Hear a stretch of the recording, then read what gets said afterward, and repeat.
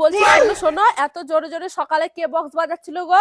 এত জোরে জোরে বক্স বাজালে কিন্তু হবে না। সামনে আমার মেয়ের মাধ্যমিক পরীক্ষা, বুঝলা? হ্যাঁ, ও মা, বক্স কবে বাজালাম? সে তো সে শনিনারায়ণ পুজো হয়েছিল পরশুদিন, তাই একটু ঠাকুরের গান চলেছিল, সে তো ওই দিনই নিয়ে চলে গেছে। দিয়েছি তো ভালো কথা।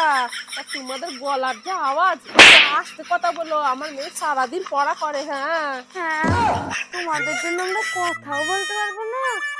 আচ্ছা ঠিক আছে, তোমার মেয়ের পরীক্ষা দেওয়া হয়ে যাক, তারপরেই নয় বলবো। দুদিন পর। বলছি শোনো, হাঁটাহাঁটিটা না একটু কম করবা, বুঝেছো? অত জোরে জোরে হাঁটো কেন? তোমাদের জ্বালায় না আমার মেয়ে পড়তেই পারে না। আমার মেয়েটা এত পড়ে তোমাদের জন্য হয় না।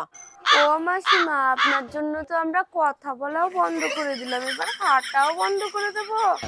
মরণ! তো আমি জানি না, আমার মেয়ের যেন পড়ায় ডিস্টার্ব না হয়। কিছুদিন পর।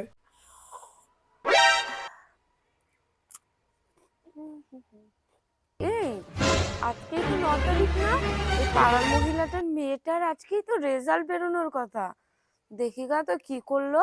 শালা, আমরা না হাঁটতে পারছি, না মাইক বাজাতে পারছি, না কথা বলতে পারছি। দেখি আজকে। এটা তো ওই মাসিমাটাই। ও মাসিমা, ও মাসিমা। দেখে ফেলেছে রে। কি বলবো, আমার মেয়ে তো ফেল করেছে, কিছু বলার নাই। আমি বাবা পালাই। ও, মালটা পালাচ্ছে, দাঁড়া এবার চেপে ধরবো। ও মাসিমা, ও মাসিমা, তুমি তো বললে না, সবার থেকে শুনলাম তোমার মেয়ে নাকি ফেল করেছে। তোমার মেয়ের জন্য আমরা কথা বলা, হাঁটা চলাও বন্ধ করে দিলাম, তারপর আবার এত পরে তাও ফেল করলো। তোমাদের জন্য আমার মেয়ে ফেল করছে, বুঝেছো? তোমাদের জন্য সারাদিন শুধু খাই খাই, রান্না করি যাচ্ছে, খুন্তির ঘ্যাটাং ঘ্যাটাং আওয়াজে আমার মেয়ে একটু পড়তে পারেনি। আবার বলতে চলে এসেছে, কোন মুখ নিয়ে যে আসেরা বলতে, তা কে জানে? বাবা, কি দরজাল মহিলা রে বাবা! ওর মেয়ে ফেল করলো, তাও আমাদের দোষ দিয়ে দিল।